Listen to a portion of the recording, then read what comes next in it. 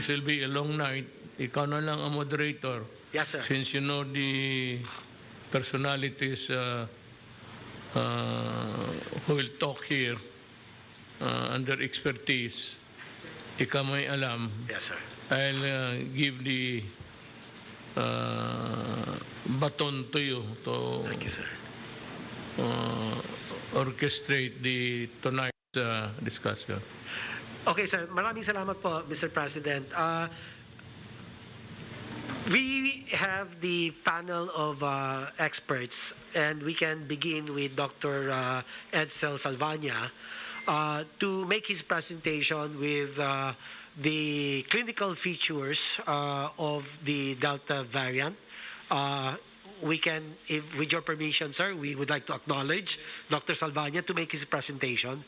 You have the floor, Dr. Salvania. Thank you, Mr. Chair. Good evening, Mr. President. Good evening to the Cabinet and members of the IATF. May I have the slides up, please? Okay, Mr. President, this is actually an update of what I presented to you before about itong nakakatakot po natin na Delta variant. We know more about it now, and what we are seeing is continuing to be scary. We call Delta the fastest and the fittest virus po na na-produce ng COVID-19.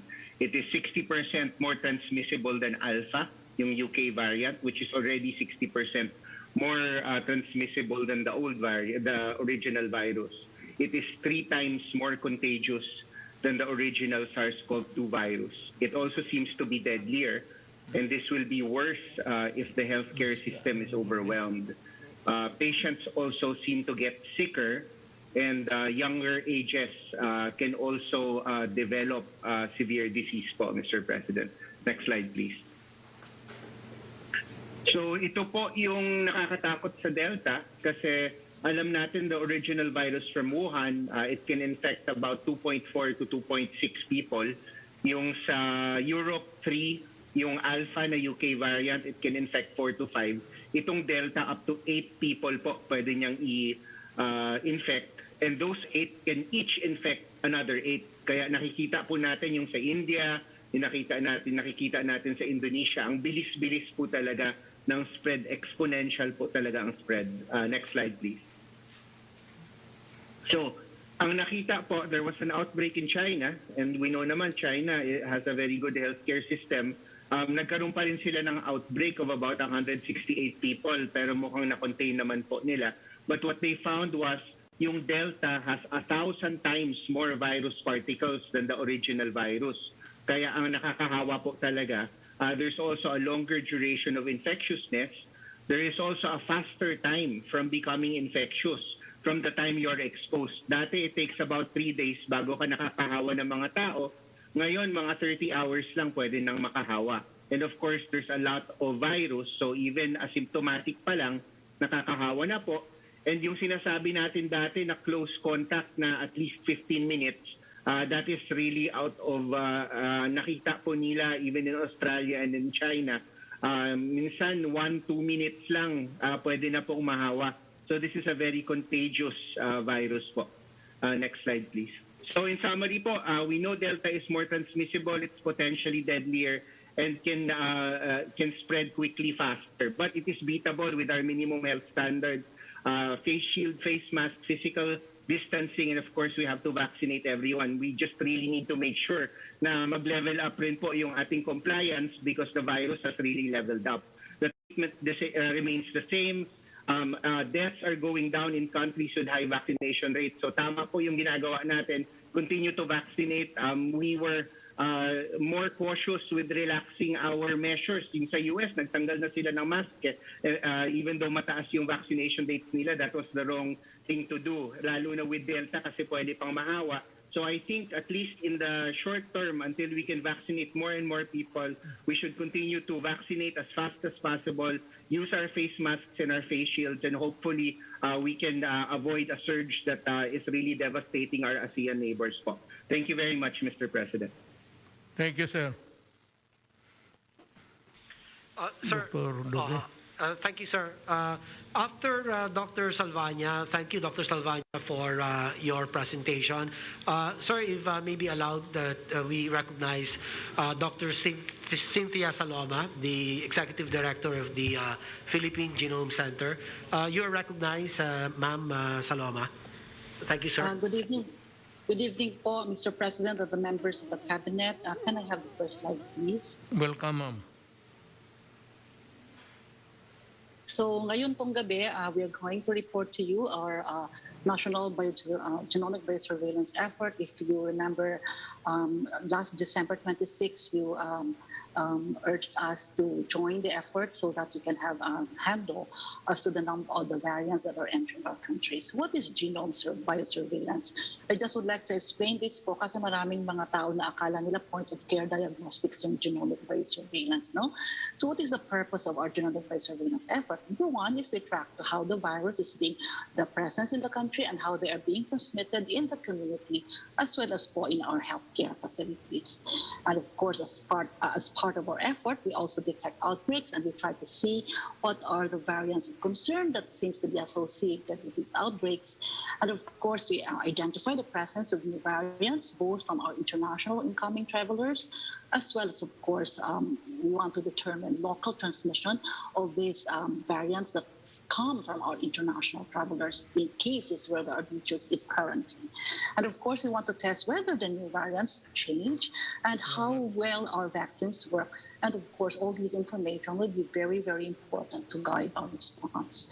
Sir, we will just have the third and last presentation before the cabinet members may want to ask, and Mr. President, they will be answering your questions, but perhaps it's best that we complete the presentation. One last presentation na lang po, maiksi lang po ito, kay Dr. Ana Onglim of the Technical Advisory Group. Mr. President, can we yield the floor to Dr. Ana Onglim?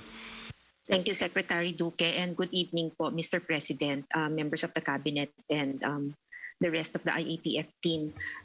After listening to the presentations coming from Dr. Salvania and Dr. Saloma, I think the remaining question that we need to answer is what is the appropriate response now that the Delta variant has been detected within Philippine shores? So the first set of recommendations are actually focused on continued implementation of doors 1 and 2 of our 4-door strategy.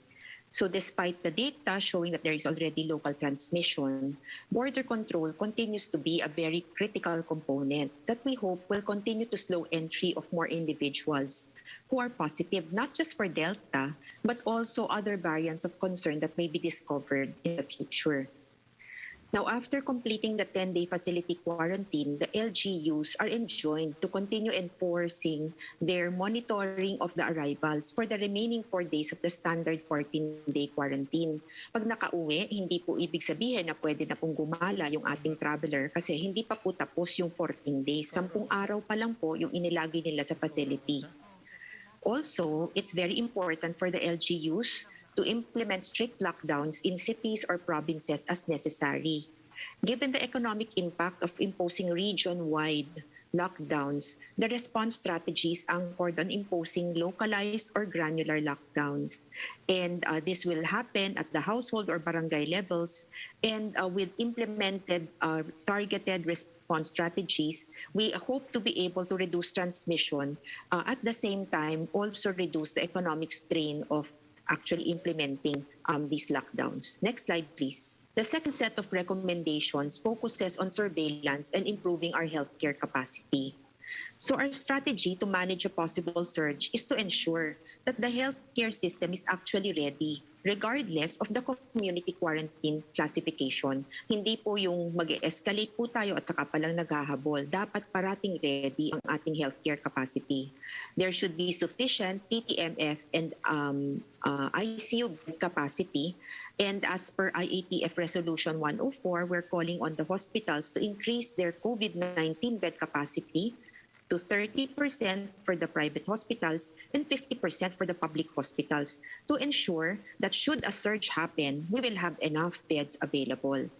So to summarize, my key messages po, Mr. President, are disease surveillance enhanced through whole genome sequencing will ensure that we will be able to detect our signals immediately and be able to keep one step ahead. Second, with the confirmation of the local transmission of the Delta variant, we need to work on the premise that every case that's now detected is Delta so that we can act accordingly. Next, each component of the four-door strategy should already or is already in place and can still be intensified by continuing to implement our strict border control, not only at all airports, but also at seaports. We've seen that our initial detections actually happened among seafarers. We need to shorten case and close contact detection and immediately implement isolation and quarantine for these individuals. We need to fast-track vaccination and focus particularly on A2 and A3. And as a last line of defense, we need to equip our hospitals by providing them with health human resources, with the appropriate equipment, with oxygen supply, and we will be able to maintain their capacity if we triage appropriately by providing enough TTMF facilities. Maraming salamat po. Thank you, Doctora. Anybody from the panel who would want to... Sunny? Yeah, Mr. President, just to follow up on your statement and also the statement of one of the experts who said that vaccination is the top priority, we just want to assure the public that we have, for the first half of this year, received 20 million vaccines. Okay. Actually, by yesterday, we already received 30 million vaccines. We expect to receive around 65 million from July 1st until September 30. That's the third quarter. And around 55 million by the end of the third quarter. So the total we are expecting to receive this year is 171 million doses. So that 171 million is more than enough to vaccinate the entire adult population of the Philippines. And the money is already available for that. Okay, so there is no problem with the money for this year. Okay. Now, for next year, we just had a meeting with Secretary Avisado and Secretary Duque yesterday, and we noted that we have in the budget for next year already 45 billion pesos for additional vaccinations. Just to assure you yourself, Mr. President, and the health community, we do have the money for that. Now, the question is, how do we use that money? Are we going to need booster shots? Are we going to need another set of vaccinations? Whatever it is, please tell us so that we can properly allocate these funds. So, Mr. President, I don't think we're good only until 6 months. I think we are good beyond 2022. Okay, so it's nothing it is not going to be easy, but of the moves that you have made from 2016 to 2019, we are ready to handle this problem financially, and that is due to you, Mr. President. So, again, to summarize, we will be, by the end of this year, we will be able to vaccinate the entire adult population of the Philippines.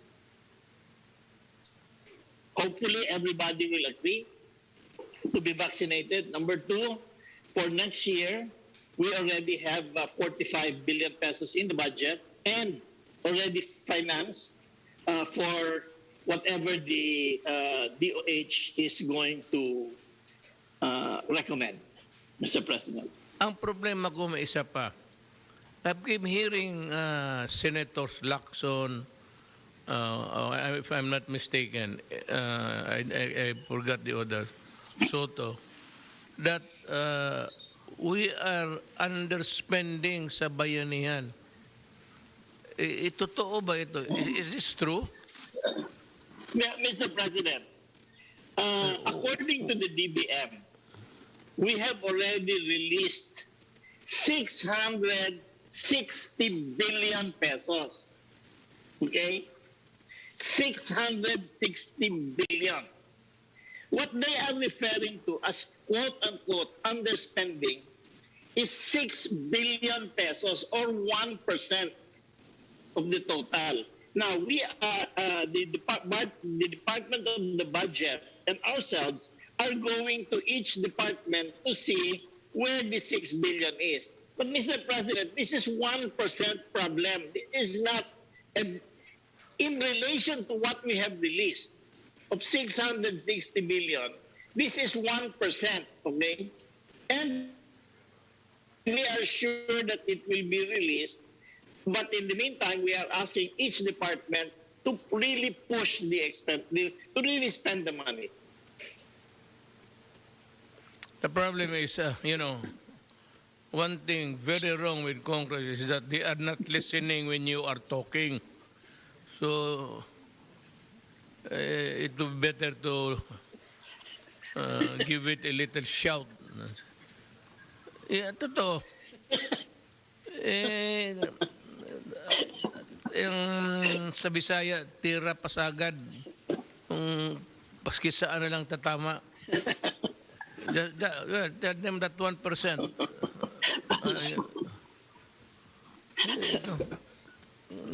Nakakaano kasi because the criticism is always on the executive department. Tayo yung execute sa law. So when we say that you are not spending the money correctly because there's underspending, and it turns out it's only 1%. I'd like to tell Congress now that when Secretary Dominguez is talking to you, please listen. Walang ano yan. There's no malice in that statement, pero makinig kayo para hindi kayo din yung Bisaya tira pasagad. Yung basta lang tatamaan yung buwan. So, is there any other guy in the panel who would like to, Secretary Roque? Thank you, Mayor. Tatanong ko lang po yung mga eksperto, no? Kasi ngayon po, ngayong meron ng local transmission na na-confirm ang Delta, nag-declare po tayo ng GCQ with heightened restrictions sa Metro Manila, sa apat pang mga probinsya. Tapos, kinancel na po natin yung naunang IATF resolution na po pwede nang lumabas ang mga bata. So, hindi na po sila uli po pwedeng lumabas. At saka nag-impose na po ang MMDA ng curfew na mas mahaba, 10 to 4, no? Yes. Juan Lopez. Yeah. Permission to talk? Yes, go ahead. Okay. Good evening, Mr. President, mga kasama. Actually, the way we are handling this right now, I believe that we were willing to sacrifice a bit yung ating yung economic mobility by immediately doing this GCQ with heightened restrictions. The moment it was reported to us na may dumami yung cases ng Delta variant, kaya nga po about 2 days ago, from what we just enjoyed na GCQ, umatras ulit tayo sa GCQ with heightened restriction. But we appreciate also the good balancing act of the IATF with the help of the health expert na yung ating restriction nakafocus lang karamihan dito sa mga non-essential activities na nabawasan natin. Especially itong mga sinasabing super spreader events, bawal talaga. at pinapahinto natin yung mga non-essential activities. But what is important, to the extent possible, we are allowing economic activities to continue. I think that is very important, Mr. President. Hindi naman natin pinasara lahat ng mga operations ng mga exporters, mga BPOs, mga manufacturing. Tuloy-tuloy po ito. And that is, I think, the balance that we are managing here, Mr. President. As long as they all follow Million Health Protocol standards, ma-maintain natin, hopefully, itong momentum that we are enjoying right now na nakakabawi naman ang ating economy tulad po ng tinatanong nyo kanina, unti-unti na pong nakakabangon. At least with this quick reaction natin na magbalanse kaagad, umatras ng kaunti, wag para hindi umabot sa mas matagal or mas malalang situation tulad ng Delta variant sa ibang bansa, ay hopefully ma-maintain natin itong balance and to allow the economy to continue. At nakafocus yung opening sa economy, hindi po sa mga non-essential activities. So, yun po yung, I think, yung observation that we're trying to emphasize right now. It's really finding that balance and close working relationship with the experts and the economic team, Mr. President. Anybody else?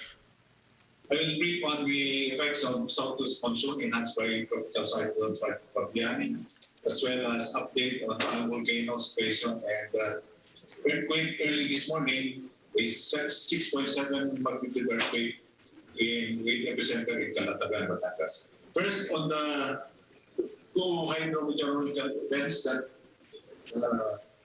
system that affected the archipelago. First is the southwest monsoon, which actually started way back in June and probably will extend up to sometime in October or November.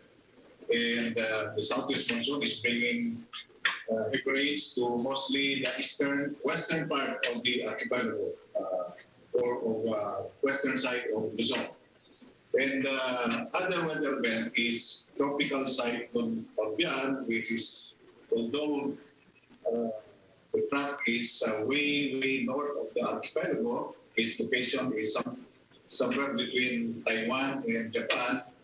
It is enhancing the southwest monsoon, thereby we are receiving more rains than normal due to the southwest monsoon, resulting in flooding in several parts of Luzon. Next slide, please. This is the timeline for the development of Typhoon Fabian. It was detected by Pag-asa last 16 July as a low pressure area. It was developed into tropical depression, then tropical storm, then severe tropical storm, into typhoon activity last 20 July. And the track as shown is from its development as an LPA within the Philippine area of responsibility. It traveled generally northwest towards the direction of mainland China, passing through the seas between Japan and Taiwan. But again, it enhanced the southwest monsoon that affected our archipelago. Next slide, please.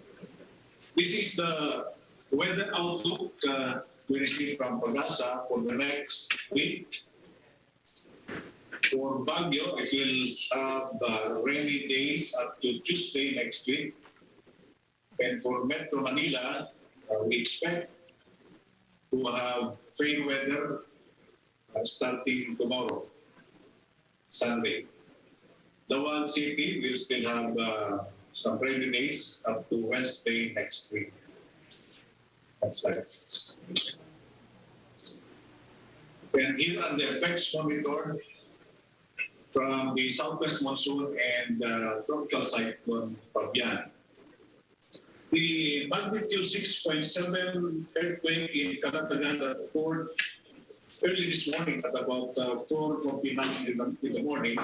Its epicenter was in Calatagan, Batangas. Its highest intensity recorded was based on the PIMOS earthquake Its intensity scale is 5, which is categorized as strong. It affected 4 regions, mainly Region 3, Calabarzon, Maropa, and NC. And we did not receive any major damage, only minor ones from Lubang, such as collapse of seawall and river wall and damages to 2 houses. However, the local government units are still continuing conducting their damage assessment and needs analysis. Also, there was no recommendation for any intervention from the national government agencies and even from the regional government agencies. So this is my update as the President of the effects of Southwest Monsoon and Tropical Cyclone Fabian on the status of Tal volcano and the effects of that 6.7 magnitude earthquake in Caltagan earthquake zone. That's all, Mr. President.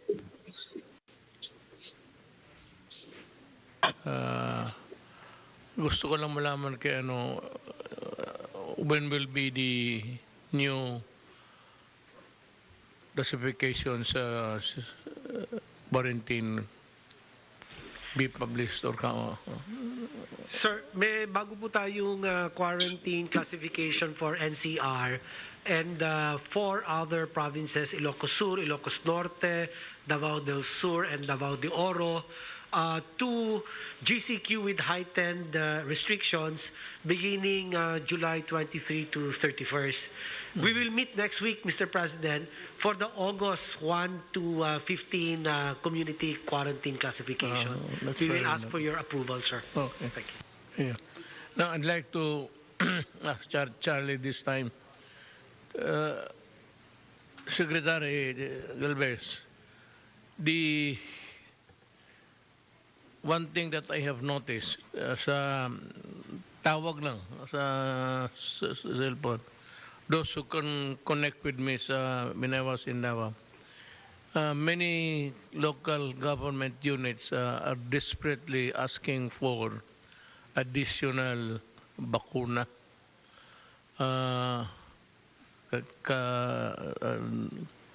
There's a strong upsurge of in places like Iloilo, Bacolod, Cagayan, Agusan. So kindly tell us what we should be doing to hinihingi nila ng bakuna nagpapadagdagdag nga Bacolod this one. The mayor there is asking for more.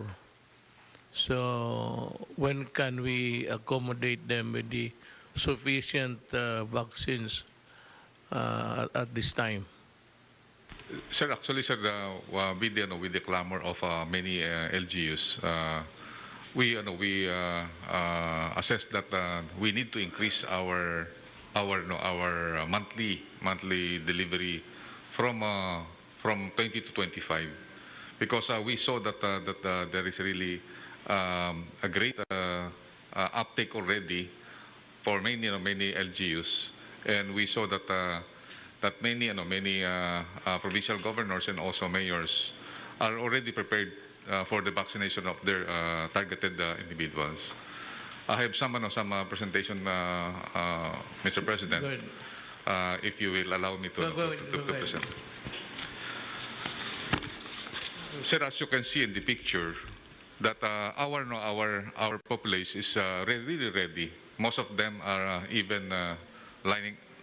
Can you give the first slide? Sir, as you can see in this picture, this is one of the pictures that we saw that they're lining up. Even there are ibig sabihin natin, sir, nakikita natin rain or shine, day or night. Talagang wala pong let up yung delivery at administration ng ating mga vaccines. Sir, may cut you there. Actually, mukhang hindi tayo nagkulang sa bakuna.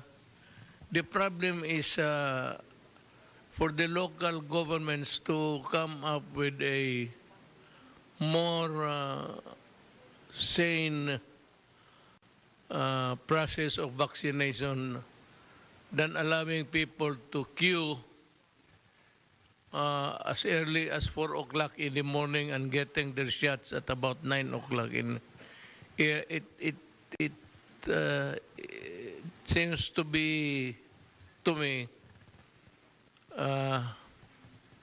it's not the way to vaccinate people. Nakita ko yung kanina sa umaga. I was still awake. I was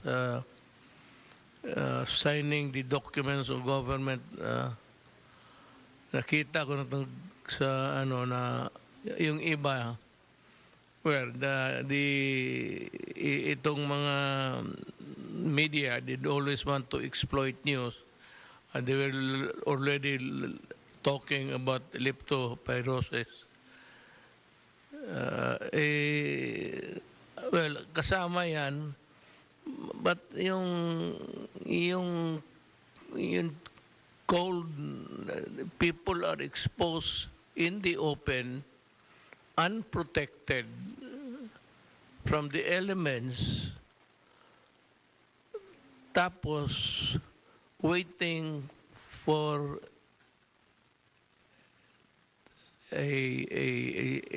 get a chance to have this shot. Mga 3 to 4 hours magtindig dyan, sir. Sabagay, baha kasi ngayon eh. They could just have look for another auditorium there or somewhere to do it. Can I request the Secretary of Local Government to just enjoin them, be a directive to enjoin them to be more circumspect and not to, especially now that the southwest monsoon is passing the country. Na hindi ganito ang ano, it's not the way how to do it. They have to be more proactive than just maybe setting a venue then without the mechanism of how to transfer it and at the same time informing the people of the news site. But itong ganito, and waiting as early as 4 o'clock in the morning, tignan mo yung para mang to me it is not it's bullshit actually. Kapag ganon ang ginagawa mo sa Pilipino, if you cannot do it in a place where there is roof to cover their heads na hindi sila mabasa, na not exposed to the elements, umagang-umaga, naku, Diyos ko po. Bakit naman ganun ang... Why can't they just look for another last minute? I said the other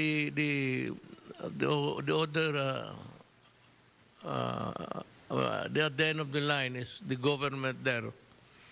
Na they should be flexible enough to immediately look for a place now which is dry and which can house so many people, and dividing them into groups and make a head count of how many they can, time and motion nila sa pagbakuna, how many they can inoculate, tapos pabalikin nila lang yung iba. Rather than let them wait there. It's a question of common sense eh. Hindi na nila ginamit doon, hinati na sana nila, divided into half and telling the others to report for for their vaccines at another hour. And look for a place, I said, where people are protected from the elements of the climates. Kaawa naman. I would say that I would I would question the mayor and the barangay captain. Kaya nga dapat talaga sa barangay captain because it is the barangay captain who would act as the marshal. Marshal ba? Babantayan niya yung mga tao. It's the barangay captain there sa mga tao na. Pero yung ganon, I may also overshoot my comments there. Dito ho, sinabi na basta open to everybody and anybody. Ang problema, yung crowding. People who would respond to the announcement that inoculation shall be given to those who are there on the site, but not taking into account, I said, the amount of time and emotion to do it and making them go back. You come back for at some other hour. And on top of that, really, the most important thing is to look for a dry place. Yan, sana tatama yan. Leptopyrosis, then you have the influenza, then you have the respiratory. Pag tinamaan pa yan ng pagka tinamaan niya ng simple cold, it can deteriorate into a respiratory problem. Pag sinakyan ng COVID, mapatay na. So, I'd like to have a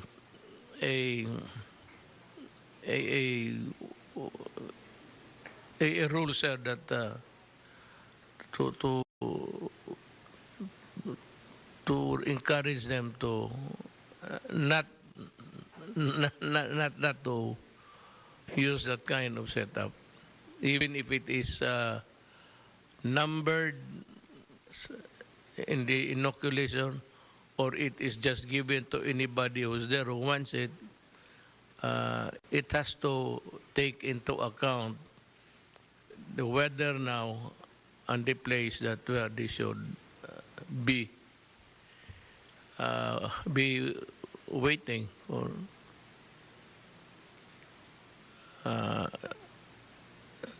That ought not to be repeated, I suppose. Kawawa yung tao. Anybody else would want to? Del, you have something? Well, you know, one thing going in our favor is really in other countries, they are having riots about the bakuna. In Indonesia, in some parts of sa France. But mabuti ito, we are better off because our citizens are really law-abiding citizens, and you can tell by the response of the people. We have yet to see a raucous there somewhere regarding the vaccination process. Wala tayong mga yun, nagra-riot yung iba eh. Dito, wala naghintay. Yun, nakakaawa yung the picture that you saw. That ought not to be repeated. I would task the Secretary of Local Government to, I don't know how he would do it, but find a solution to the problem. So, my papasalamat, utang na loob ko sa inyo na tinutulungan ninyo kami, lalo na yung mga experts, the doctors, our scientists, and the people who have, because we do not have enough time to see Secretary Lorenzana keeps on looking at his watch. But my dito sa ano ko, peripheral. So, kung wala na, maraming salamat po sa inyo and I hope that we can call upon you to this kind of, I know that it can be tiring, not boring. But I said there are some other entities of government who should be made aware of so that they can make the preparations if things get really worse. Alam mo, you can set the date. You can propose, but it is God who disposes. So let us pray that the weather, the political weather and the weather of climate change will be kind to us. Thank you very much. Good night.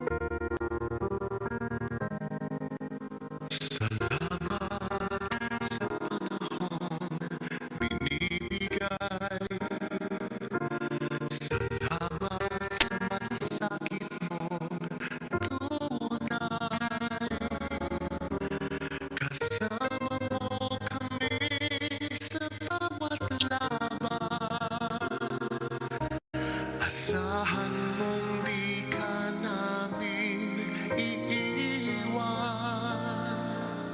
Dahil sa inyo nabubuhay ang pag-asa.